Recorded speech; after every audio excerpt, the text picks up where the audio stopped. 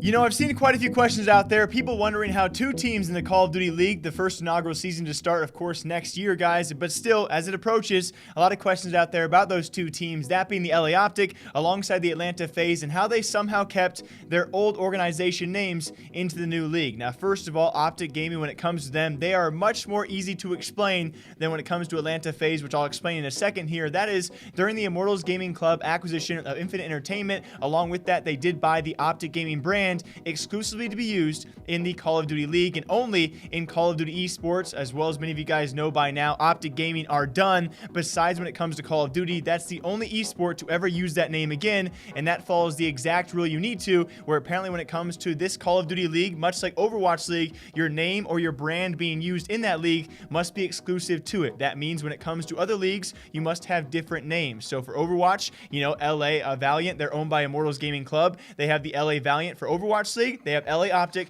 for Call of Duty. Much like the Florida Mayhem when it comes to Overwatch, or are owned by the Misfits, they have the Florida Mayhem when it comes to Overwatch, and they have the Florida Mutineers when it comes to Call of Duty. And thus, OpTic Gaming, it's exclusively used when it comes to Call of Duty and Call of Duty only, and that's why the Immortals can use them in their name for the Call of Duty League. It fits right in the rules, and it makes perfect sense. They acquired that brand solely for the purpose and use exclusively for Call of Duty League, and so that's why LA OpTic is still a thing. When it comes to FaZe Clan, I don't know. I mean, it's literally a completely different story. People are guessing left and right as to exactly how FaZe Clan pulled off what no other organization, even OpTic Gaming, that's an exclusive itself because they actually fit the rulebook perfectly, and that's totally allowed. When it comes to the Atlanta FaZe, though, people are still really left wondering exactly how they did it. Again, not a knock on the organization. It's super smart how it worked out, but even previous owners, of course, a lot of Call of Duty organizations out there, and their owners decided not to pursue the Call of Duty League. Nadeshot, 100 Thieves, exactly, they did say there was not enough branding opportunities when it came time for the league, and so that's why they backed out. Same thing for Heretics. They unfortunately could not afford a spot. I do believe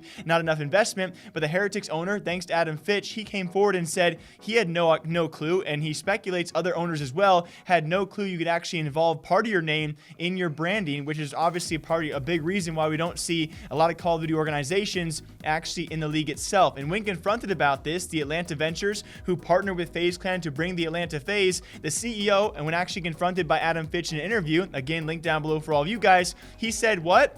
To ask the league about this. Apparently, Activision, alongside FaZe Clan and Atlanta Ventures, they were in talks for months about this branding, and it was obviously approved that Atlanta FaZe could go through, but as you guys have noticed, no other organization got that, and so the giant question is, were other organizations aware of this? Was FaZe given unfair treatment? Activision, of course, has not responded about this and are keeping it behind closed doors, and it just leaves you wondering why FaZe Clan got away with a smart move and no one else supposedly had that opportunity as well. And many people somehow think that FaZe Clan is a brand alongside FaZe. Therefore, FaZe could be exclusive to Call of Duty. Atlanta FaZe Clan would not have been allowed, but Atlanta FaZe would be. And so it further begs the question, if that is the case and owners were not aware of that, you could have had maybe a bending of those names elsewhere. Maybe Seattle Lumineers instead of Seattle Luminosity, or then maybe Seattle Luminosity would have worked because Luminosity Gaming is a separate brand than Luminosity if they want to make it be. Of course, when it comes to the LA OpTic, they have the LA Valiant,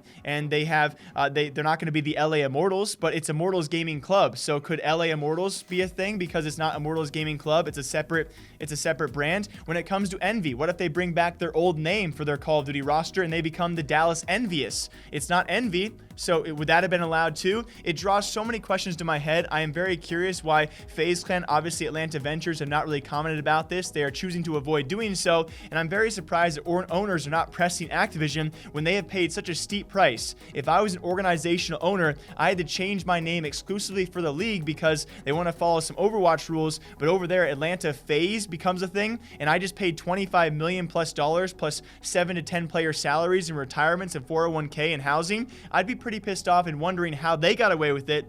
And I didn't. The fact is this, LA OpTic, that works. They bought that brand exclusively for Call of Duty League. Atlanta FaZe, seems a bit of a bending of the rules when it comes to no other organizations have their former names in these teams. Alongside that, a Heretics owner has come out and said he had no idea that was even a possibility. And then very lastly and thirdly, guys, Nadeshot said there was not enough branding opportunities, which means name corresponding with 100 Thieves. Obviously, they wouldn't have been allowed either to have that 100 Thieves name inside the league, and that's why they backed off and said, hey, this just is not worth it. So it is an open-ended question. Again, mostly to Activision. FaZe, you know, if you're going to make smart moves like this and not have to disclose exactly how you did it, all the more props to you. When it comes to Activision, though, and actually responding about this, how it was possible, if I was an owner, I'd be pressing that concern because I just dropped a pretty penny on a league that's not even guaranteed a future, and they got away with something that I could not do.